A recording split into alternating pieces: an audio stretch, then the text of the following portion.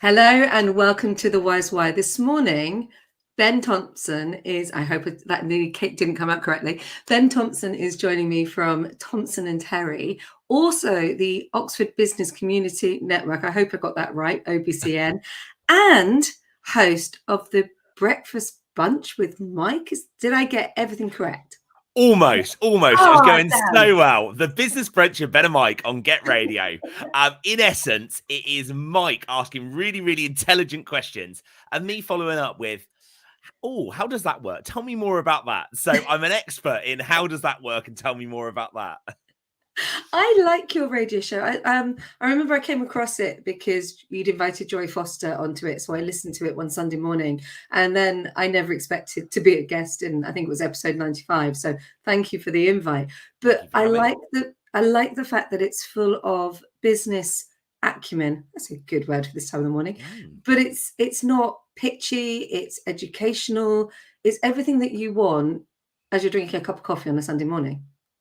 Yeah, exactly that, and that was the plan. So Rich and James, who set up the station, wanted a business show, and really they didn't want it to be a sales pitch. They just really wanted to share insight to Oxfordshire businesses from Oxfordshire businesses, and we've had over 300 guests, 300 Oxfordshire business guests on the show so far, and we'll continue to grow at that alarming rate. It's it's been fascinating having very small startups from their bedroom a month in, right up to the big corporates. But actually, I think the real, I guess, reward for me is showcasing the stories of 300 Oxfordshire businesses has just been so rewarding for Mike and I. I think that's the thing that we really share the view on.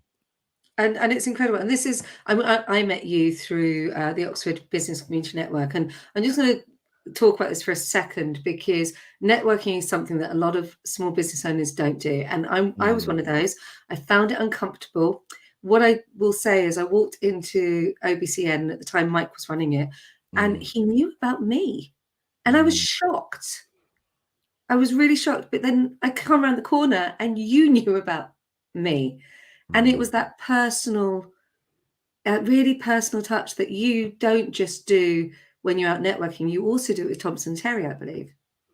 Yeah, for me, I think one of the things that I was really taught at a really, really young age is just be nice and just do the right thing. And I think so many organizations forget that. And I think that from our point of view, and every business that I've been involved in, I've always wanted to do the right thing and just be nice and be friendly and treat people as individuals. Because actually, going back to the networking piece, some people will network because they want to get referrals.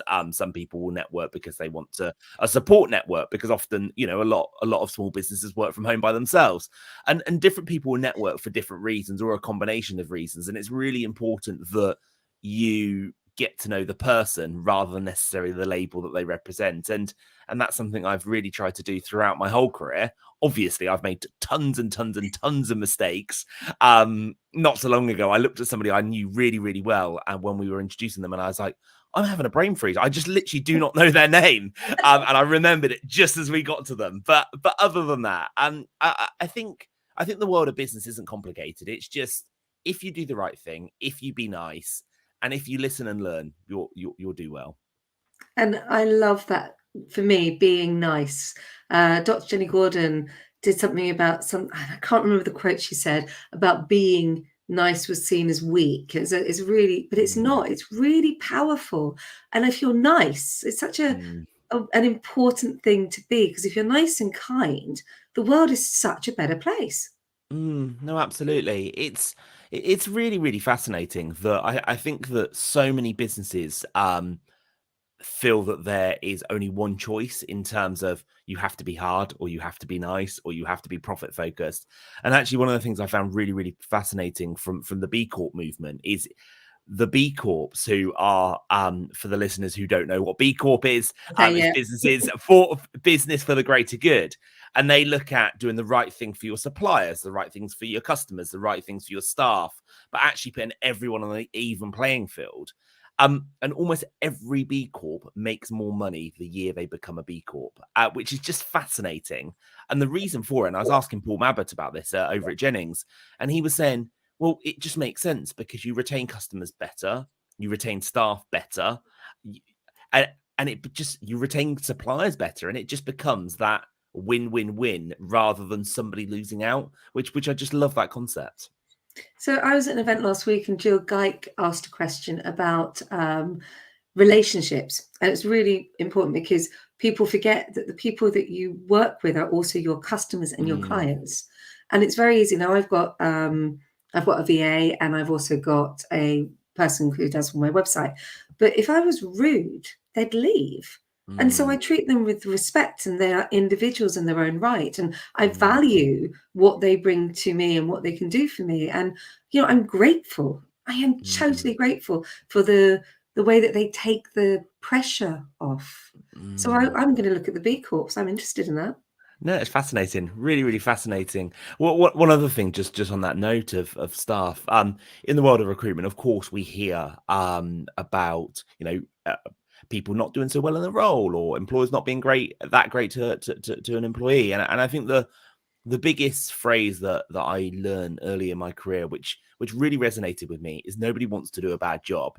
It might be the wrong fit, it might be something's not quite worked, but nobody wants to do a bad job. And I think as managers and leaders, it's so important that we remember that when we talk to our people. And I think that it's really, really important that we appreciate our people when things are going really well. But actually, when there are tweaks and things aren't going quite so well, it's so important that actually we remember nobody's doing a bad job on purpose. Let's support them to either have the skills to do a better job, or indeed find them the right job is something that's really important to me. So we should mention at this point that Thompson and Terry is a recruitment agency, because we haven't actually done that. And one of the things I do love about you is the way that you are very personal with the way that you work. I know it drives. I mean, I sat the very first time I came to OBCA, and I sat there and you linked me with Andrew. And then Andrew turned into a client. So Little Wheels turned into a client. I'm loving. If you want to check out TikToks, you've got to check out Little Wheels. Very cool business. Very cool business. Very niche. Their TikToks are incredible, and I'm so proud of them. And it's all organic. But back to the linking of people. What I see with you is that you link people. You really go into the personal. It's incredible to watch. How do you do that with recruitment? Because obviously you're on the phone. So I'm just intrigued how your recruitment works. It is so easy, like so easy. And I believe that the reason why Thompson and Terry has got the reputation it has, and the business that I'm really, really proud of, is because I hadn't worked in recruitment before. And I think that if you work for a recruitment agency, as a recruitment consultant or a resourcer or whatever else, your job is to register as many candidates as you possibly can, and then that is your job. So your job is calling candidates all day, come to our office and register, come to our office and register. And then when you do have a job on, you can send your five best CVs over to the client if they want to interview them. And then that's great. So really, it's a really salesy focused job. You're selling to the candidate to get them to come and register. And then you're sending lots of CVs to the employer to hope that they take somebody and to then sell that candidate.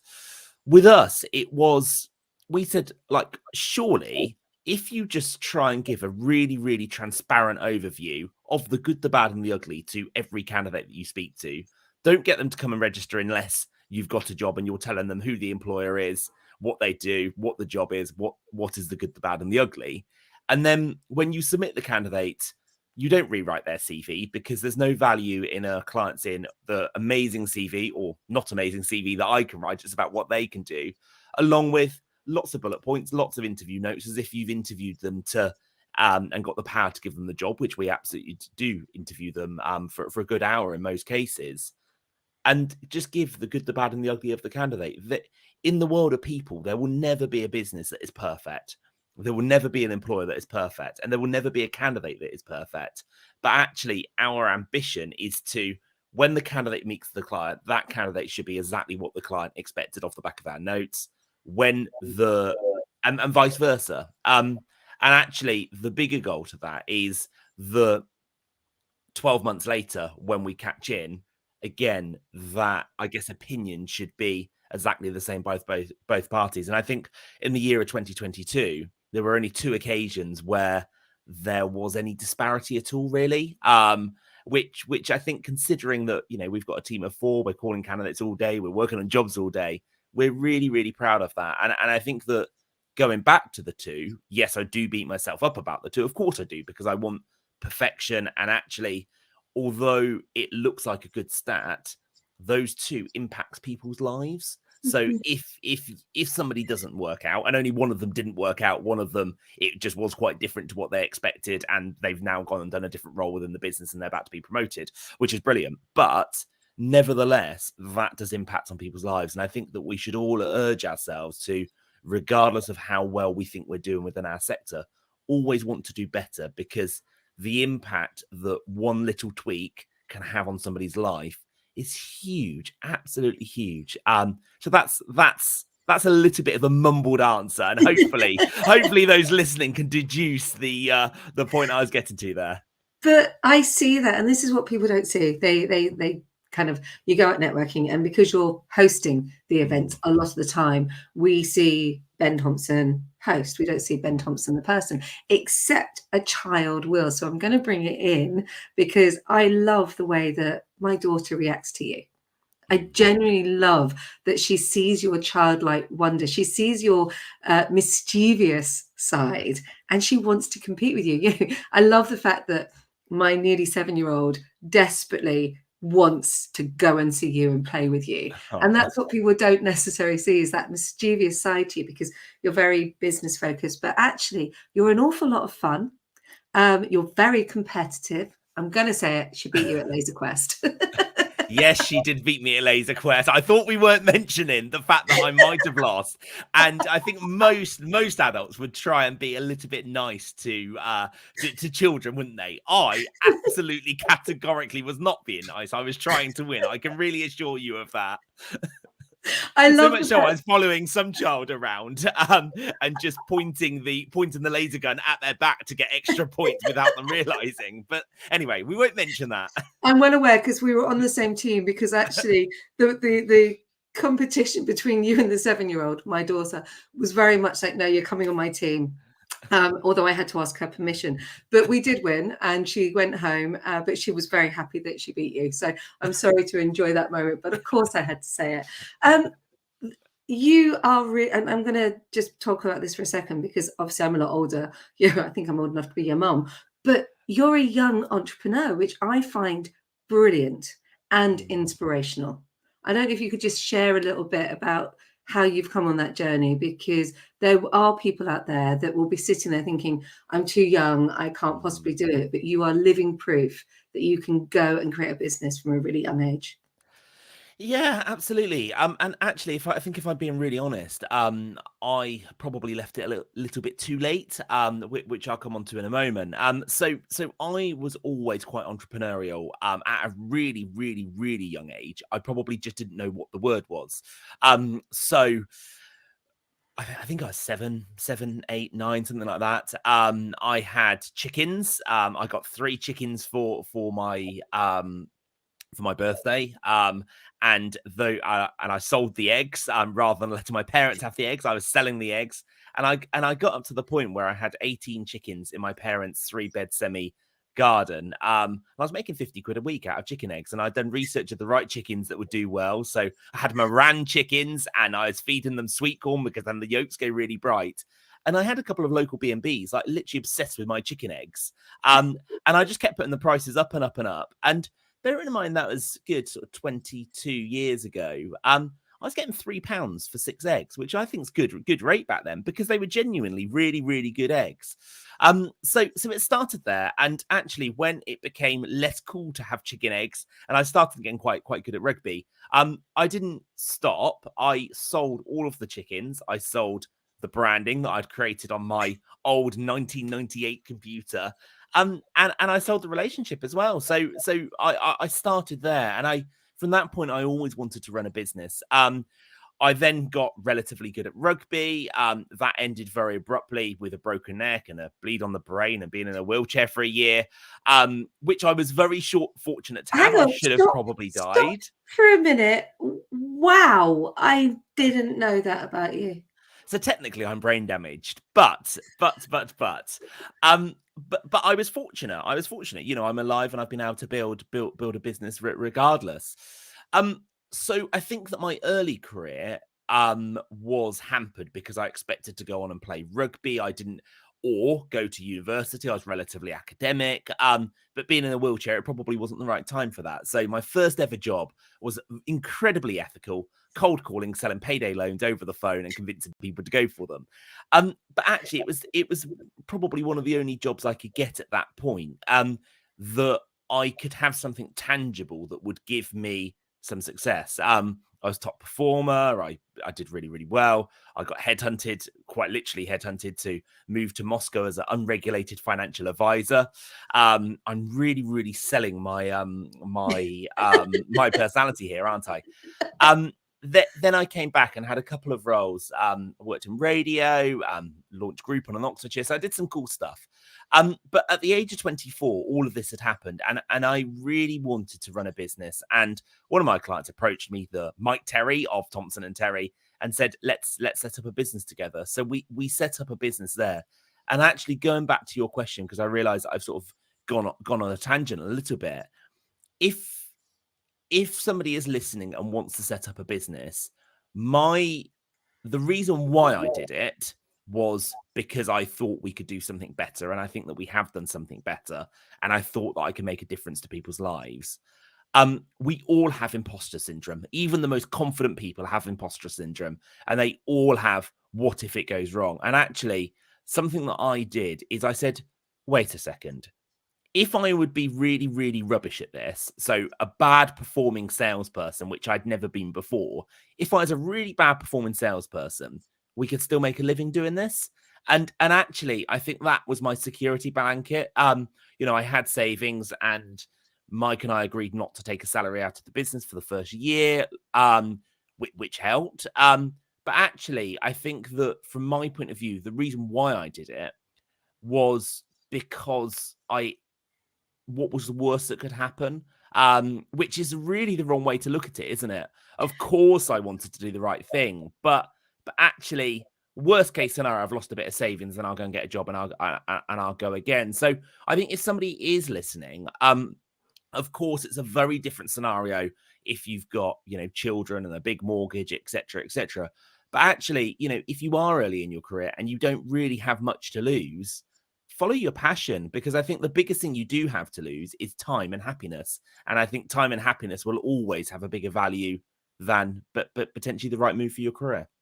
So I'm like you, which I think is really interesting, because I take and I think this is about when you've had something happen in your life that you could have died through. Then I think you adopt this, and I might be wrong, and you might not feel the same way, but I've had moments in my life where I'm lucky to be alive. I'm genuinely sitting here today going, I don't know how I've got to 50, nearly 2, and I'm still alive today. And so I take what's the worst thing that could happen?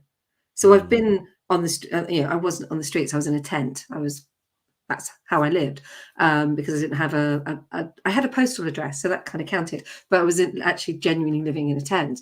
I threw myself off the side of a boat by accident, and I was really lucky. I lived on a boat for many years. I was really lucky because I managed to grab the railing and pull myself back on. But if I hadn't grabbed the railing, I would have been in the rudder. And I don't talk about this ever, but I had an ectopic pregnancy, and I was very lucky to survive that. So I've had moments in my life, there are others, where I shouldn't be here today.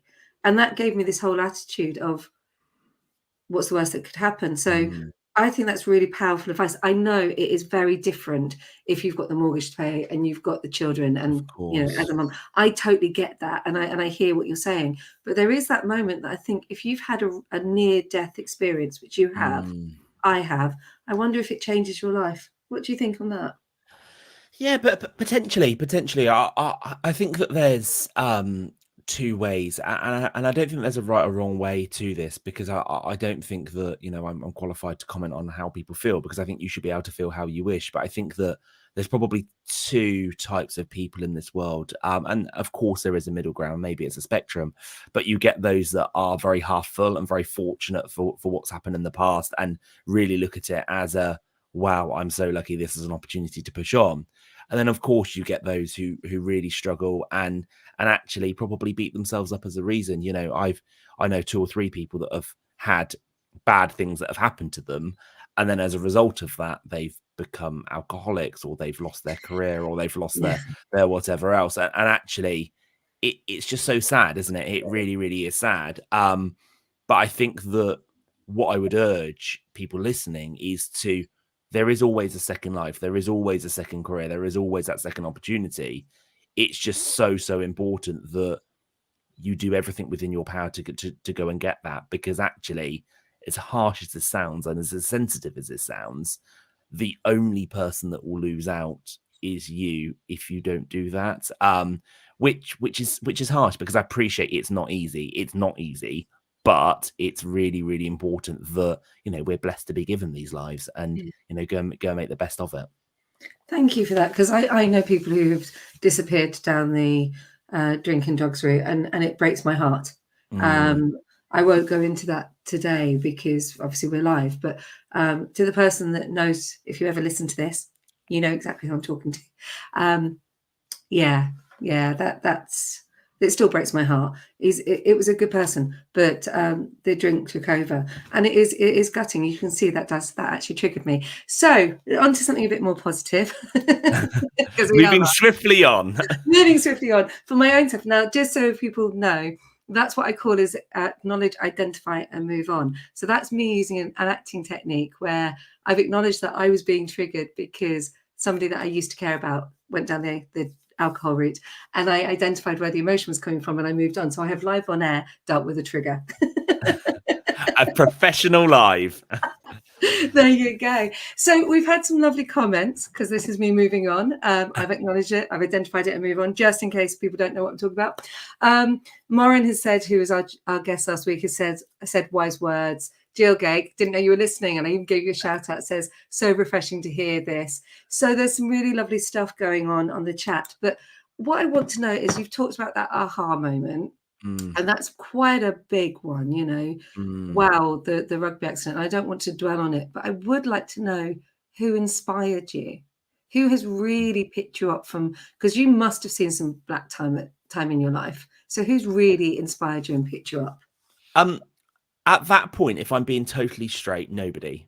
Probably myself. And being really straight. So, you know, I wasn't naturally amazing at rugby. I worked really, really hard from 16 to 18, and went from probably being a squad player at a reasonable level club to pushing for Premiership. And at that point, I thought I was going to make it. And then I was hit by a car. So it wasn't a rugby accident, and you know, had a bleed on the brain, broken neck, brain damage, all of those sort of things.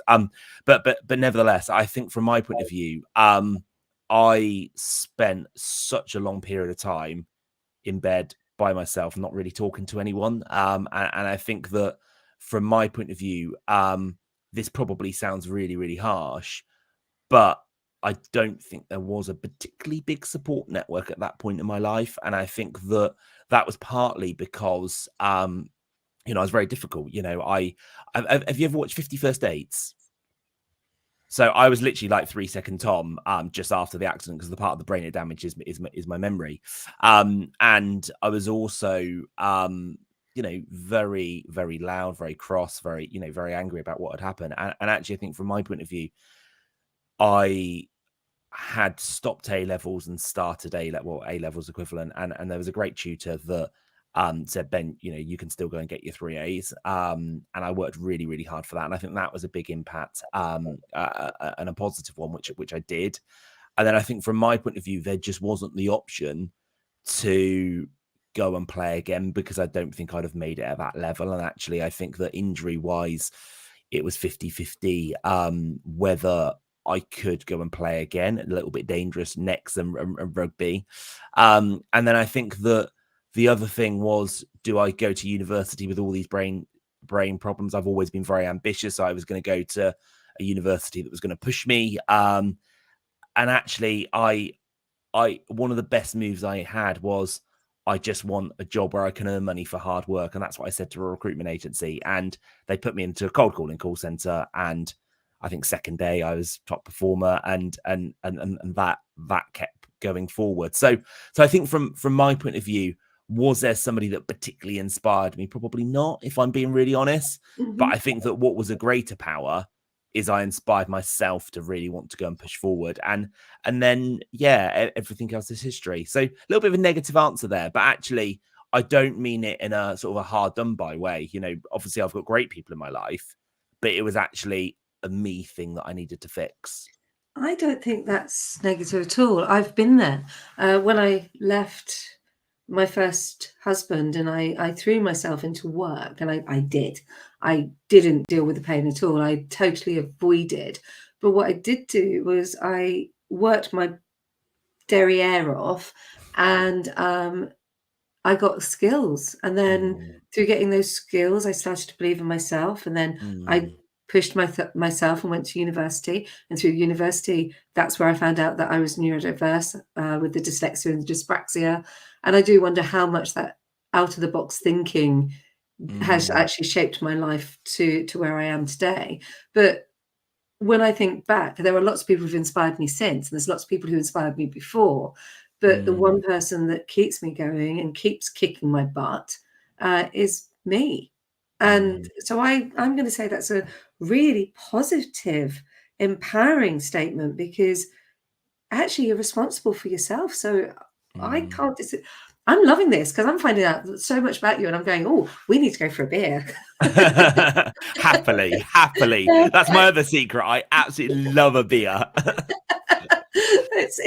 I just think it's fascinating because, of course, people don't. You very rarely talk about yourself. I know you probably do it. Do your wife probably says something completely different, but I think it's your wife or your girlfriend. But Yes. yeah, I was going to say, oh, but actually, you very rarely talk about yourself. I have learned so much about you in this 30-minute conversation. It's been amazing. Jill has said, can she come and join us too for a glass of wine? I think that she's very welcome indeed. Absolutely. So just very quickly, can you talk about why you took over, not why you took over, but why you were brave enough to step into the big shoes and follow Mike Foster? Because Mike is incredible. And I have put a call out to him. So just live on air, Mike, I'm really hoping you'll join me on here. But that's big shoes to fill. Yeah, incredibly big shoes. And actually, from my point of view, I think that if we go back to a previous question in terms of people that inspire me, in recent times, Mike absolutely does inspire me. I think that he is so giving with his time, and he's so giving with wanting to help people. And I think that after spending 10 plus years building a network that really he was doing for good. I know that we made changes when I joined over 2 years of working with Mike, and I really enjoyed those 2 years. I really did. I learned a lot, and I think it was a real collaboration. Mike has always given so much, and I think it was time for him to probably do the things that you mentioned that I probably do now, but opposite. So Mike had always never been talking about him, always been trying to help his members, always been trying to help the people in the network. And actually, I think it was time for him to go and be the entrepreneur's mentor and be Mike Foster and focus on that. He will continue to help as many people as he can. Of course he will. But I think that was the right time. And I think from Mike wouldn't mind me asking this. I think that because he cared so much about the members and about the network, I think that the only thing that was probably preventing him from doing that was that he wanted to ensure it was in safe hands. And I found it so flattering that he felt that I was the safe hands.